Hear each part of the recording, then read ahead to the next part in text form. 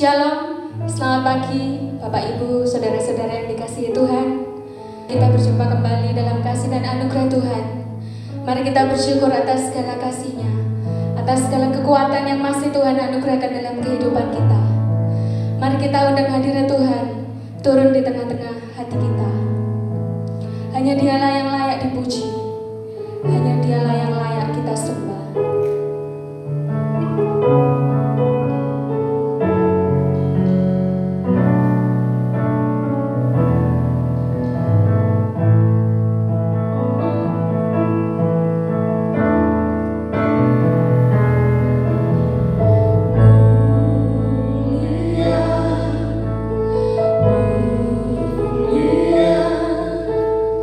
Bye.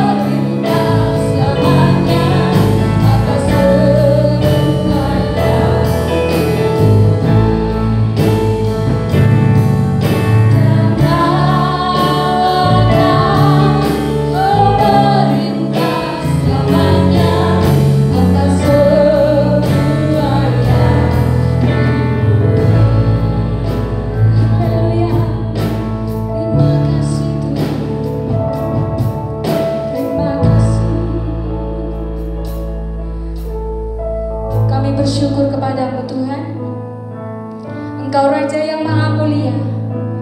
Engkau rela turun ke dunia untuk menyelamatkan kami. Kami rindu untuk memuji dan memuliakan nama-Mu Tuhan. Kiranya Engkau hadir di tengah-tengah kami. Kami siap untuk memuji dan memuliakan nama-Mu. Di dalam nama Tuhan Yesus, Tuhan dan Juru Selamat kami. Amin.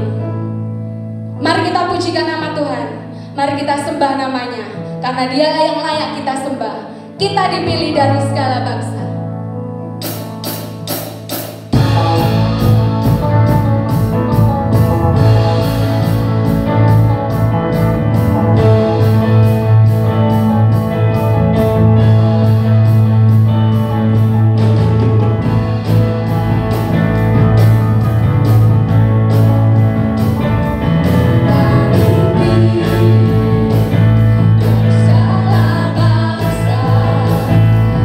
Tak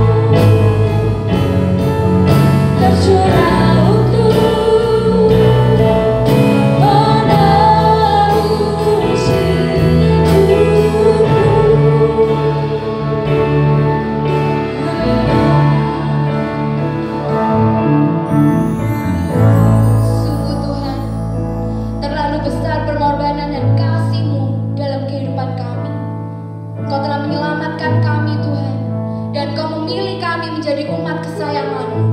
Terima kasih Tuhan, terima kasih atas segala anugerah dan kebaikan-Mu. Sebentar kami akan mendengarkan sebagian dari firman-Mu. Kami buka hati kami Tuhan, dan kami siap mendengarkan firman-Mu Tuhan. Hanya di dalam nama Tuhan Yesus Kristus, Juru Selamat kami yang hidup. Haleluya, amin. Shalom saudara-saudara. Shalom. Puji Tuhan, hari ini kita kembali dalam sharing firman Tuhan ya. Seperti ujian yang dibawakan oleh Lia tadi, bahwa kita dipilih dari segala bangsa. Tuhan Yesus bilang, bukan kamu yang memilih aku, tapi aku yang memilih kamu. Jadi keberadaan kita sebagai orang-orang Kristen, sebagai anak-anak Tuhan, itu adalah atas pilihan dari Tuhan Yesus. Amin. Nah, di sini 1 Petrus 2 ayat 9 sampai 10 itu menegaskan ya. Coba mari siapa yang membacakan? Kesia coba bacakan. Tetapi kamulah bangsa yang terpilih, imamat yang rajani, bangsa yang kudus, umat kepunyaan Allah sendiri, supaya kamu memberitakan perbuatan-perbuatan yang besar dari Dia, yang telah memanggil kamu keluar dari kegelapan kepada terangnya yang ajaib. Kamu yang dahulu bukan umat Allah, tetapi yang sekarang telah menjadi umat-Nya, yang dahulu tidak dikasihani, tetapi yang sekarang telah beroleh belas kasihan. Amin. Nah saudara, kalau kita teliti dari ayat ini, kita tahu bahwa kita dahulu ini memiliki status. Apa statusnya kita dahulu? Kamu yang dahulu bukan umat Allah. Kamu dahulu bukan umat Allah, kita bukan umat. Karena bukan umat, kita tidak bisa mendapatkan hak-hak sebagai umat. Kemudian apa? Dahulu tidak dikasihani ya, karena bukan umat, kita tidak boleh belas kasihan apa-apa. Kemudian kalau sudah dahulu bukan umat, tidak dikasihani, bisa dipastikan masa depannya apa? Suram pasti, gelap ya. Dan akhir hidup kita juga kebinasaan. Kalau bisa diibaratkan ya, dahulu kita ini orang-orang liar, bukan umat. Kalau bukan umat Allah, umatnya siapa? Saudara bisa jawab sendiri. Tapi dunianya ada dua, yaitu Bapa Surgawi dan Bapa Pembohong. Siapa Bapa Pembohong itu? Iblis. Nah itu, saudara, kita dahulu bukan umat Allah. Berarti umatnya siapa? Ya umatnya Bapa Pembohong. Bagaimana hidup sebagai umat Bapa Pembohong? Memang kelihatannya bebas, seperti anak-anak jalanan, anak-anak liar. Kelihatannya kalau kita lihat bebas. Mereka mau tidur di mana saja bebas, mau makan di mana apa saja bebas, bersikap dengan cara bagaimanapun bebas. Tapi apakah benar kehidupan mereka sebebas yang kita lihat? Benar enggak? Tidak. Di dunia premanisme, di dunia jalanan itu juga ada apa? Pemimpin-pemimpin ya, yang apa pekerjaannya? Memperbudak anak-anak ini, memperalat anak-anak ini untuk ngamen, untuk apapun juga. Nah, kalau pendapatan anak-anak itu tidak sesuai dengan yang ditetapkan, tidak segan-segan orang-orang itu menyiksa. Nah itulah, kita juga di luar Tuhan ya, sepertinya bebas tanpa aturan ya, tidak ada hal-hal yang mengatur. Tapi sebenarnya kehidupan di luar Tuhan bukanlah kehidupan yang bebas. Nah, ada hal-hal yang membuat kita tertekan. Iblis kelihatannya bebas, tidak bebas. Di dunia ini ternyata kalau kita belajar, tidak ada kehidupan yang bebas. Tetapi puji Tuhan, kabar gembira ya, melalui iman kita kepada Tuhan Yesus Kristus, ada perubahan status yang besar. dalam kehidupan kita sebagai manusia ini. Yang dulu anak-anak liar, bukan umat, tetapi melalui iman kepada Yesus Kristus, ya, yang telah mati bagi dosa-dosa kita, yang telah membayar segala keliaran dan kejahatan kita. Begitu kita beriman kepada Dia, status kita berubah. Kita disebut sebagai apa? Anak-anak kerajaan, kerajaan terang. Nah, saudara, bisa dibayangkan ya, dari anak-anak liar kemudian menjadi anak kerajaan. Apa yang mesti berubah? Ada perubahan enggak kira-kira? Ada enggak perubahan? Pasti perubahan ada ya. Itu harus ada perubahan ya. Dahulu kita bukan umat, tapi begitu di dalam Kristus Yesus ada status kita apa? Jadi dari ayat tadi 1 Petrus 2 ayat 9-10, kita menjadi bangsa yang terpilih, pilihan. Ingat ya, kita ini pilihan ya, dipilih ya, bukan kebetulan. Jadi bangga, harus bangga menjadi milik Kristus ini. Mungkin memang kita menghadapi hal-hal yang tidak enak, tapi itulah orang-orang pilihan itu memang harus seperti itu ya. Imamat yang rajani, bangsa yang kudus, umat kepunyaan Allah sendiri, anggota kerajaan terang yang apa saudara? Yang limpah dengan kasih sayang Bapa surgawi. Nah, sebagai anak-anak kerajaan yang pasti kita menerima hak-hak istimewa sebagai anggota kerajaan. Kita, hak istimewa kita dikasih, kita memperoleh kasih karunia, kita hidup di dalam berkat-Nya, kita hidup di dalam damai sejahteranya, dan yang terlebih penting ada kerajaan surga yang menanti kita. Amin. Nah, saudara, tapi yang perlu kita perhatikan bukan haknya saja. Nah, sebagai anggota kerajaan, ya, itu pasti ada aturan yang melekat. Kalau saya baca, ya, di internet, ada aturan yang melekat sebagai anggota kerajaan Inggris misalnya. Paling sedikit itu ada 7 dan ada 6 attitude yang harus ditaati, tidak boleh dilanggar. Jadi minimal ada 6. Yang pertama apa? Sebagai anggota kerajaan semuanya diatur, semuanya diatur. Nah ini ya duduknya cantik-cantik semuanya. Nah, kalau perempuan postur tubuh itu ya tetap perempuan, laki kalau duduk sebagai anggota kerajaan tegak.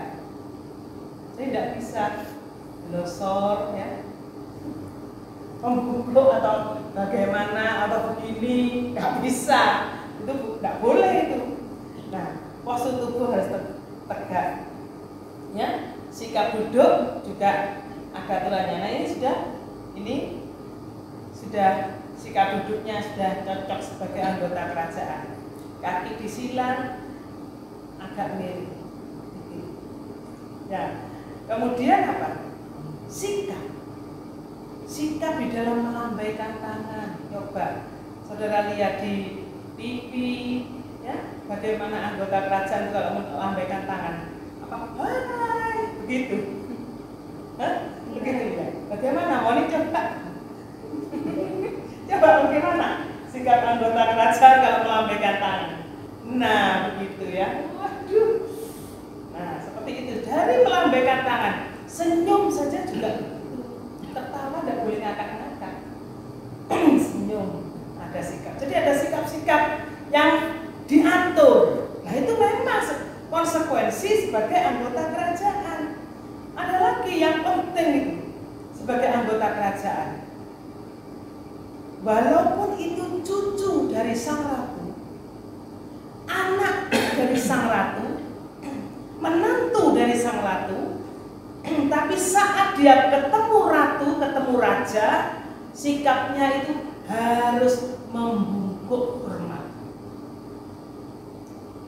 saudara, ini harus kita ingat juga ya.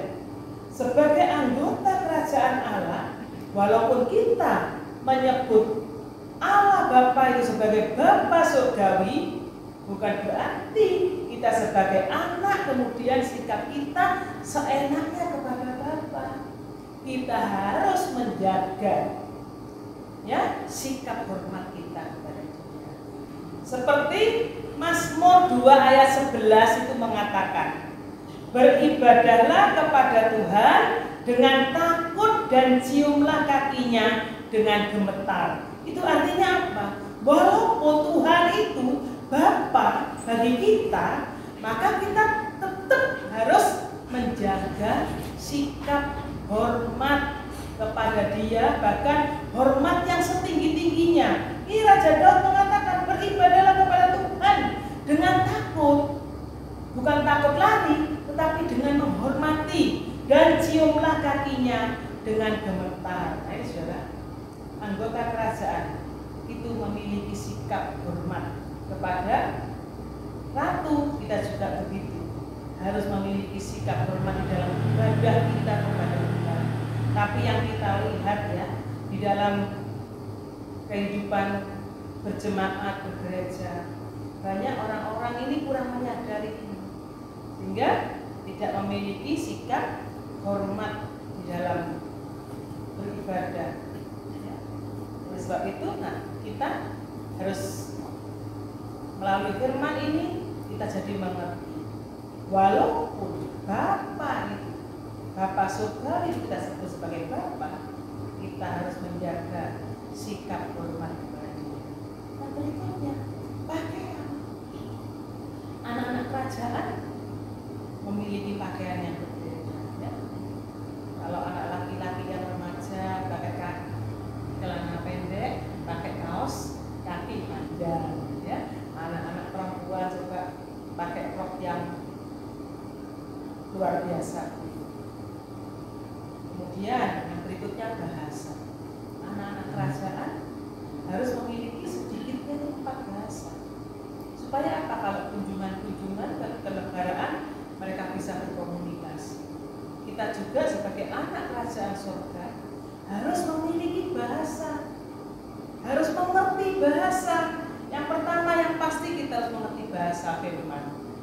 Lalu sebagai anggota kerajaan kita harus banyak belajar firman, harus membuka Alkitab kita. Kenapa saudara? Bahasa firman ini kalau tidak biasa, orang tidak ngerti loh ya. Tidak ngerti. Coba saudara berkata tentang ayat-ayat kepada orang yang tidak pernah bahasa, tidak pernah belajar Alkitab, pasti mereka juga tidak mudah. Tapi sebagai anggota kerajaan kita harus ngerti bahasa firman. Nah, ini bahasa Bapa surgawi. Kita juga harus mengerti bahasa kasih. Nah, bahasa kasih. Ada hal penting lagi, yaitu mereka tidak boleh simpan kado atau cenderamata yang mereka dapatkan saat mereka kunjungan. Misalnya dapat apapun itu, terus kenapa? Harus diberikan kepada ratu, diberikan kepada kerajaan, supaya apa? Diatur, ini cenderamata ini untuk kerajaan atau untuk pribadi. Nanti ratu itu yang menentukan. Begitu juga saudara, kita sebagai anggota kerajaan Allah, kita pasti diberi hak-hak istimewa. Kita pasti mendapatkan berkat-berkat ya. Itu tidak boleh kita simpan untuk diri kita sendiri. Berkat-berkat yang Tuhan berikan kepada kita, yang Bapa surgawi izinkan kita terima, itu semua adalah untuk memuliakan Tuhan. Amin. Jadi untuk memuliakan Tuhan. Nah, ya termasuk ya dipakai sendiri, tapi intinya supaya dengan berkat-berkat itu kita dapat memuliakan Tuhan, kita juga dapat menjadi berkat bagi orang lain. Nah, itu supaya apa? Supaya nama Tuhan, nama Bapa surgawi itu dipermuliakan. Nah, berikutnya yang terakhir ini Anak-anak kerajaan tidak dipanggil dengan namanya sendiri atau tidak dipanggil nama kecil. Ya mungkin kalau di kita dunia, hei dul men, itu sebutannya tidak hormat. Tapi anak kerajaan dipanggil dengan menggunakan gelar. Kita pun sebagai orang-orang pilihan Tuhan, coba ada sebutan yang melekat pada kita. Kita disebut apa? Anak-anak Allah. Kita disebut apa? Anak Tuhan. Itu anak Tuhan loh ya. Kita sudah tahu, oh itu orang Kristen. Kan begitu loh. Anak Tuhan juga kok itu. Nah, amin saudara. Nah, secara rohani, ya, ini secara jasmani itu berkaitan dengan cara rohani. Sebagai orang-orang pilihan Allah, pilihan kerajaan, anak-anak kerajaan, ya. 1 Petrus 2 ayat 12 itu mengatakan apa? Milikilah cara hidup yang baik di tengah-tengah bangsa-bangsa. Kita memiliki cara hidup yang baik. Jadi nggak boleh sembrono lagi. Cara hidup yang baik di dalam pergaulan, dalam masyarakat, kita harus memiliki cara hidup yang baik. Supaya apa? Saat orang-orang itu, karena kita hidup di tengah-tengah bangsa yang bengkok ya, saat mereka tidak menyukai kita, saat mereka mungkin memfitnah kita, menjelekkan kita tidak perlu konfrontasi sebagai anggota kerajaan, kita tidak perlu bertengkar, tidak perlu. Ada yang menjelekkan kita, tetap kita harus mematahkan. Nah, itu dari 1 Petrus 2 ayat 12, mematahkan fitnah dengan perbuatan-perbuatan yang baik. Itu sikap anggota kerajaan. Yang kedua, 1 Timotius 4 ayat 12 ini, sebagai anak-anak kerajaan, kita harus sanggup, kita harus bisa menampilkan apa? Menjadi teladan. Mungkin masih muda, oh teladan itu yang tua-tua saja. Oh tidak. 1 Timotius 4 ini ayat 12b ini, ayat 12 ya. Ini berbicara juga pada orang muda. Jangan engkau direndahkan karena engkau muda. Jadilah teladan bagi orang-orang percaya. Jadi teladan. Kamu sebagai anak-anak muda harus jadi teladan. Ya, harus kita dalam apa?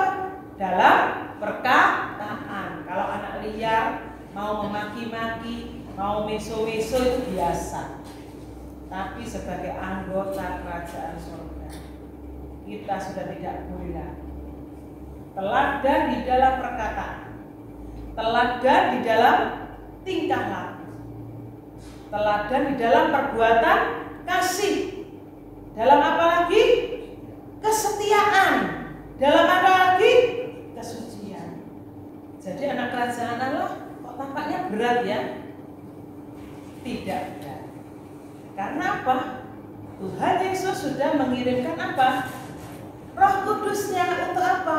Untuk menolong kita, melakukan semuanya itu, untuk memampukan kita.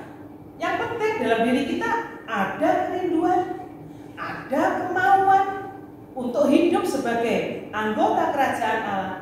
Pasti di situ Roh Kudus bekerja untuk memampukan kita. Ya, sebagai ayat yang terakhir kita bisa baca dalam Filipi 3 ayat 20. Ya, kita harus ingat bahwa, mari kita baca bersama-sama, karena kewargaan kita adalah di dalam surga, dan dari situ juga kita menantikan Tuhan Yesus Kristus sebagai juru selamat. Artinya apa? Di dalam menjalani kehidupan di dunia ini ya saudara, kita harus ingat bahwa kewargaan kita adalah kerajaan surga.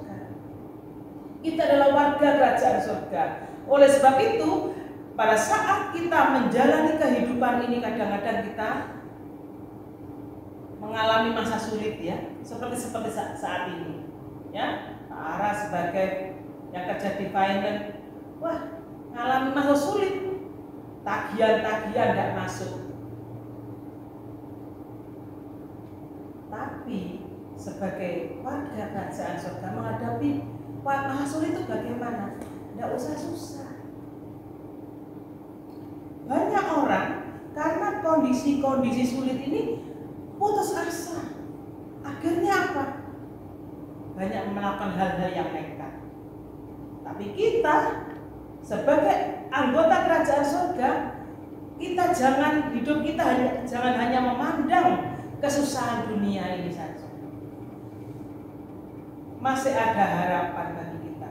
Di dunia ini aku banyak mengalami kesusahan, harus berjuang, harus tetap menjaga kebenaran. Tapi satu hal, aku adalah warga kerajaan surga.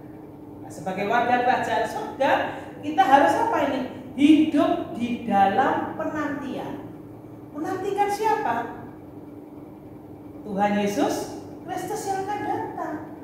Nah, di dalam penantian ini ada hal yang harus kita kerjakan, yaitu apa? Menjaga diri kita supaya kita tetap layak bertemu Dia. Mendandani, kita nanti ketemu Dia seperti mempelai perempuan ketemu mempelai laki-laki. Masa mempelai perempuan ketemu mempelai laki-laki pakai daster, apalagi dasternya sobek, tidak mungkin kan? Nah, pasti kita bertumbuh di dalam kebenaran, bertumbuh di dalam buah-buah roh yang itu akan mempercantik manusia batiniah kita. Nah, sampai pada suatu saat kita bertemu dengan Dia muka dengan muka di dalam kerajaan surga. Amin, saudara. Jangan takut. Sebagai anggota kerajaan Allah, kita tidak akan ditinggalkan Bapa kita. Ya, ada kasih yang besar melimpah, ada janji yang indah menyertai kehidupan kita. Ya, itu mari kita menjaga diri kita sebagai warga kerajaan surga. Kita akan nyanyikan pujian Kau telah.